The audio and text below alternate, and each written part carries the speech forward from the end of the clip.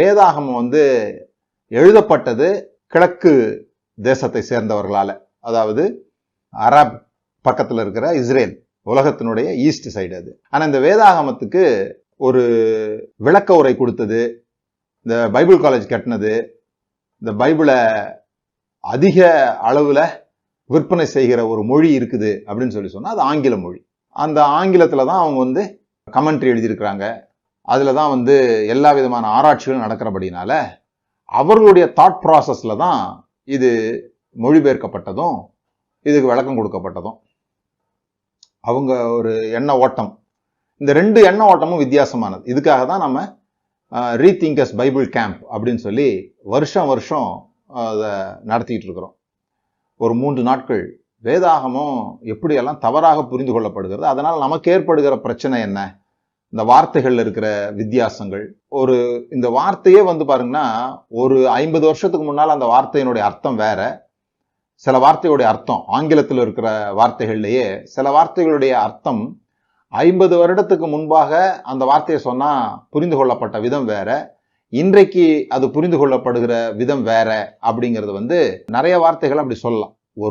ஒரு மொழியில உள்ள ஒரு வார்த்தைக்கு அவ்வளவு வித்தியாசம் இருக்குதுன்னு சொன்னா, ஒரு மொழியிலிருந்து இன்னொரு மொழிக்கு மொழிபெயர்க்கும் பொழுது அதை மொழிபெயர்க்கிறவர்களுடைய எண்ணங்களும் மொழிபெயர்க்கிறவர்களுடைய வேர்ல்டு திங்கிங், அவங்களுக்கு அந்த வார்த்தைனா என்ன அல்லது ஒரு சம்பவத்தை பத்தி பேசும்போது அவர்கள் எப்படி புரிந்து கொள்ளுகிறாங்க, இதெல்லாம் வந்து அதுக்குள்ள ஓடி இருக்குது. இதெல்லாம் நம்ம புரிந்து கொண்டு முடிந்த அளவிற்கு, முழுமையாக அல்ல, முடிந்த அளவிற்கு இந்த ஒரிஜினலா அந்த ஆத்தர் என்ன யோசித்திருப்பாங்க அப்படிங்கிறதெல்லாம் நம்ம அந்த கேம்ப்ல பார்க்குறோம். ஒவ்வொரு வருஷமும் பொங்கல்ல நடத்திட்டு இருக்கிறோம் இப்போதைக்கு.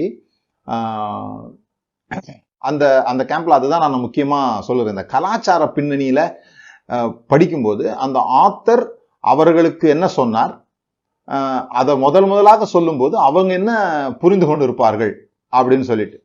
இப்போ நம்ம வந்து போன் அப்படின்னு சொல்றோம்.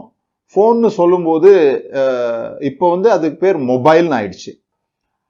இப்ப போன்னு சொல்லும்போது நீங்க ஓடி போய் இப்படி ரிங் பண்றதை யோசித்தீங்கன்னா, நீங்க ஒரு 30 வருடத்துக்கு முன்பாக உள்ள நபர்களா இருந்தீங்க அப்படின்னு சொன்னா உங்களுக்கு போன் அது ஞாபகத்துக்கு வருது, இப்படி டயல் பண்றது. இப்போ உள்ளவங்களுக்கு அப்படி ஞாபகம் வராது. என் போனை எடு அப்படின்னு சொன்னா அவங்க மொபைல தான் எடுத்துட்டு வருவாங்க. இந்த வார்த்தைகள் உள்ள வித்தியாசங்கள் சொல்றேன். அதே வார்த்தை தான், ஆனா இப்போ அதனுடைய அமைப்பு, அந்த பொருளே மாறி போயிருக்குது. அதுபோல பல விஷயங்களை பார்க்கும்போது ஆச்சரியமான சில சம்பவங்கள் இருக்கும். அதுபோலதான் இந்த கிறிஸ்மஸ் டிராமாஸ் இருக்கு இல்லையா, அந்த கிறிஸ்மஸ் டிராமா எல்லா இடத்துலயும் நீங்க பார்த்துருப்பீங்க. நீங்களும் அதுல நடிச்சிருப்பீங்க, உங்க சர்ச்சஸ்ல நடிச்சிருப்பீங்க. அதுல நடிக்கிறதுல ஒரு பெரிய சந்தோஷம். சின்ன பிள்ளைங்களா இருக்கும்போது பெரியவங்களுக்கும் அதுல பங்கு இருக்குது இல்லையா. யாராவது ஒருத்தர் மரியாவா யோசேப்பா இருப்பாங்க. அந்த மரியாள் யோசேப்பு வந்து ஒரு குடில் பக்கத்துல உட்காந்துருப்பாங்க, ஒரு மாட்டு தொழுவத்துல இல்லையா. ஒரு மாட்டு தொழுவத்தில் உட்காந்துருப்பாங்க. அந்த நேரத்தில் சில சீஷர்கள், இந்த சில மேய்ப்பர்கள் வந்து பார்ப்பாங்க. அதுக்கப்புறமா சாஸ்திரிகள் வருவாங்க. அப்போ சில கொஞ்சம் வசதியான சபைகளில் வந்து நட்சத்திரமே நகர்ந்து வரும், கயிறுலேயே நட்சத்திரம் போட்டு இழுப்பாங்க, அந்த நட்சத்திரமே நகர்ந்து வரும். இந்த கதையில நம்ம எப்படி புரிஞ்சு கொண்டு இருக்கிறோம் கிறிஸ்துமஸ் கதை அப்படின்னா, ஒரு ராஜா, அந்த ராஜா வந்து குடிமதிப்பு எழுதும்படியாக சொல்கிறார். அந்த நேரத்துல இவங்க வந்து நாசரேத்துல இருக்கிறாங்க. லூக்கா 2வது அதிகாரம் 5வது வசனம். கலிலேயா நாட்டில் உள்ள நாசரேத் ஊரிலிருந்து யூதாயா நாட்டில் உள்ள பெத்லஹேம் என்னும் தாவீதின் ஊருக்கு போனான். இதுக்கு முன்னால உள்ள கதை அப்படின்னு சொன்னா, மரியாள் இருப்பாங்க. மரியாள் வந்து திருமணத்துக்கு நிச்சயிக்கப்பட்டிருப்பாங்க, ஆனா கல்யாணம் நடந்திருக்காது. அந்த நேரத்துல தூதன் வந்து மரியாள்கிட்ட சொல்லுவாரு, மரியாதை அதை ஏற்றுக்கொள்வாங்க. பிறகு யோசேப்பு வந்து அவங்கள தள்ளிவிடலான்னு யோசிச்சுட்டு இருப்பாரு. அந்த நேரத்துல அவருக்கும் போய் சொன்ன உடனே அவரு சேர்த்துக்கொண்டு அவங்கள பராமரிக்கிறார். இந்த நேரத்துல குடிமதிப்பு எழுதும்படியாக ஒரு கட்டளை பிறகுது. அந்த குடிமதிப்பு எழுதுறதுக்கு இவங்க வர்றாங்க. வரும்போது கழுதையில அவங்கள உட்கார வச்சு யோசேப்பு வந்து கழுதையில அவங்கள கூட்டிட்டு வர்றார். கூட்டிட்டு வரும்போது பாருங்க, அது என்ன தேதின்னு சொன்னா டிசம்பர் 24ஆம் தேதி நைட் ஆயிடுது. கூப்பிட்டு வரும்போது டிசம்பர் 24ஆம் தேதி சாயந்தரம் ஆயிடுது. சாயந்தரம் ஆகும்போது அவங்களுக்கு இந்த கழுதையில வரும்போதே வந்து வயிற்று வலி வந்துருது, அந்த பிரசவ வலி வந்துருது. பிரசவ வலி வந்த உடனே அவரு அந்த அம்மாவை அந்த கழுதையில உட்கார வச்சோ அல்லது கீழே இறக்கி வச்சுட்டோ போய் சத்திரத்தினுடைய கதவை தட்டுறாரு. சத்திரக்காரன் வந்து திறந்து பார்த்துட்டு, இங்கே இடம் இல்லைங்க, ரூம் இல்லை, நீங்கள் வந்து வேற இடத்த பார்த்துங்க அப்படிங்கிறாரு. அங்கே பல சத்திரங்கள் இருந்ததா இல்லை ஒரு சத்திரம் இருந்ததான்னு தெரில.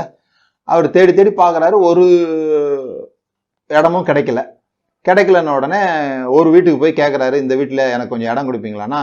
வீட்டிலலாம் இடம் இல்லைங்க, பின்னால் புழக்கடை பக்கம் மாடு கட்டி போட்டிருக்கிறோம், மாட்டினுடைய அந்த தொழுவம் இருக்குது, அந்த தொழுவத்தை வேணா நீங்கள் இருந்துக்கோங்க அப்படின்னு அசால்ட்டாக சொல்லிட்டாருன்னு வச்சுக்கோங்களேன்.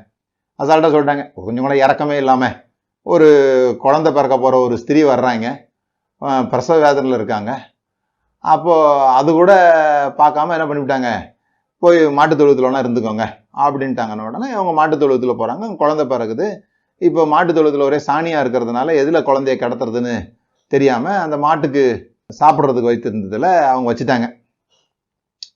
இப்படி ஒரு ஸ்டோரி. அப்புறமா 3 சாஸ்திரிகள் எங்கேருந்தோ புறப்பட்டு வந்து அவருக்கு பொண்ணு, வெள்ளி, அந்த தூப வர்க்கம், இந்த மாதிரி 3 சின்ன சின்னதாக கொண்டு வந்து அப்படி வச்சுட்டு வணங்கிட்டு போயிட்டாங்க. இப்படின்ற மாதிரிலாம் ஒரு ஸ்டோரி இருக்கு. அதனால தான் எப்பொழுதுமே இயேசுவை பற்றி பேசும்போது மாட்டுத் தொழுவத்தில் பிறந்தார் அப்படின்னு சொல்லி, கேளுங்கள் கொடுக்கப்படும் அந்த பாட்டில் கூட நீங்கள் பார்த்தீங்கன்னா மாட்டுத் தொழுவத்தில் பிறந்தாருன்னு தான் அந்த பாடலே வரும். இந்த கதை எப்படி வந்தது? இந்த கதை வந்து ஈஸ்டர்ன் கல்ச்சரை புரிந்து கொள்ள முடியாத ஒருவங்களால தான் இப்படி ஒரு கதையை உருவாக்க முடியும்.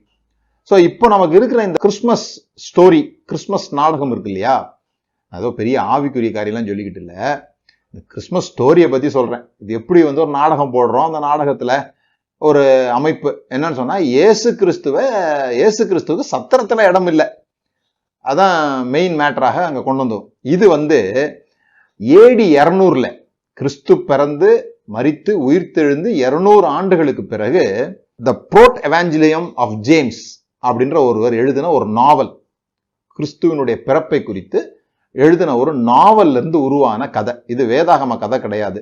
வெஸ்டர்ன் சைடில் உள்ள ஒருவர் கொஞ்சம் கூட இந்த கிழக்கு தேசத்தினுடைய கலாச்சாரத்தை புரிந்து கொள்ளாத ஒரு நபரால எழுதப்பட்ட விஷயம். ஒரு நாடகம் எழுதியிருக்கிறார், ஒரு நாவல் எழுதியிருக்கிறார். அந்த நாவல் எழுதும்போது நீங்க பாத்தீங்கன்னா கூட்டி குறையா தான் எழுதுவாங்க, கொஞ்சம் விஷயங்களை ஆட் பண்ணுவாங்க, அந்த இதை இன்ட்ரெஸ்ட் ஆக்கிறதுக்காக, எமோஷன்ஸை கொண்டு வரதுக்காக, அல்லது ஒரு பரிதாபங்களை அந்த இடத்துல கொண்டு வர்றதற்காக வந்து நாவல்ஸ் எழுதுவாங்க. ஆனா அதை வந்து சத்தியமாகவே நாம நம்ப ஆரம்பிச்சிட்டோம். அவர் எழுதியிருக்கிறாரு, அந்த எருசலேம்ல இருந்து பெத்லஹேம் வர்ற அந்த ரோடு இருக்கு இல்லையா, அது வந்து ஒரு வனாந்தரமான பகுதி. அப்படிதான் நமக்கு ஒரு இமேஜினேஷன்.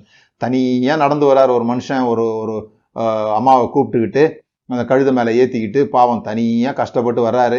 அப்புறம் வந்து இந்த மாட்டு தொழுவத்தில் அப்படியே எல்லாரும் குளிரில் நடுங்கி ஒடுங்கி, அடடா இங்கே வந்து இந்த குழந்தை பிறந்து போச்சே, ஏன் பிறந்தாய் மகனே, இங்கு வந்து ஏன் பிறந்தாயோ அப்படின்னு சொல்லி அந்த குழந்தைய வச்சுக்கிட்டு அப்படியே சோகமாக உட்காந்துருக்கிற மாதிரியும் அப்படிதான் நம்ம கற்பனை ஓடுது இந்த கதையை வாசிக்கும் போது. அப்போ அவர் எழுதுறாரு, அது வந்து அந்த ஜெருசலேம்ல இருந்து பெத்லஹேம் வர்ற ரோடு வந்து வனாந்திரமா இருந்தது அப்படின்னு எழுதுறாரு. யாருமே இல்லாத, தெருவிளக்கே இல்லாத இருட்டு ரோடு மாதிரி கற்பனை வருது பாருங்க.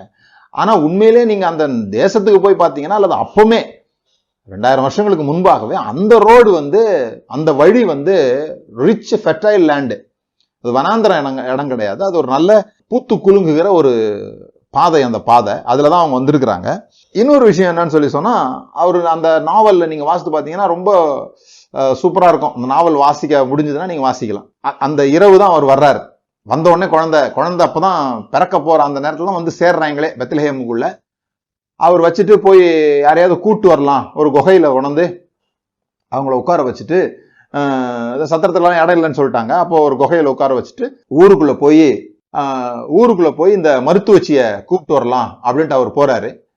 அவர் போய் அந்த மருத்துவச்சியை கூப்பிட்டு வரும்போது வந்து பாத்தீங்கன்னா, அவங்க அந்த மருத்துவச்சி வர்றதுக்கு முன்னாடி அவங்க குழந்தை பிறந்து கையில எடுத்து வச்சுட்டு இருக்கிறாங்க. மரியாள் வந்து கையில குழந்தைய வச்சிருக்கிறாங்க. அந்த குழந்தை மேல ஒரு வெளிச்சம் இருக்குது, அந்த இதெல்லாம் இருக்குது. அந்த குழந்தை தெய்வ குழந்தை அப்படிங்கிறத வெளிப்படுத்துவதற்கான காரியங்கள்லாம் அங்க இருக்குது. அப்போ இந்த மருத்துவச்சி திரும்பி வர்றாங்க. திரும்பி வரும்போது சலோமி அப்படிங்கிற ஒருத்தர் வந்து அவங்கள குறுக்குல திடீர்னு அவங்க முன்னால வெளிப்படுறாங்க. அந்த சலோமி வந்து வெளிப்படுறாங்க. வெளிப்படனே மருத்துவச்சி வந்து அவங்கள்ட்ட அந்த கதையை சொல்றாங்க. நான் போய் பார்த்தேன், ஒரு கன்னி வந்து ஒரு குழந்தைய பெற்றெடுத்திருக்கிறாங்க. பெற்றெடுத்த பிறகு அவங்க கன்னியாவே இருக்கிறாங்க. அந்த குழந்தை வந்து ஒரு ஆச்சரியமா இருக்குது அப்படின்ற மாதிரிலாம் சொல்றாங்க. சொன்ன உடனே இந்த சலோமி வந்து நம்ப மாட்டேன்றாங்க. அதை நம்பலன்னு உடனே அவங்க கை வந்து குஷ்டரோகம் ஆயிடுது. கை வந்து நீ நம்பலையா அப்படின்னு சொல்லி குஷ்டரோகம் ஆயிடுது. குஷ்டரோகமானோடனே அவங்க என்ன பண்றாங்க, அந்த மருத்துவச்சி வந்து சலோமியை கூட்டு போறாங்க அந்த குழந்தைய பாக்குறதுக்கு. அந்த குழந்தை மேல போய் இந்த கையை வச்ச உடனே கை சுகமாயிடுது. இப்படிலாம் அந்த நாவல்ல இருக்கு.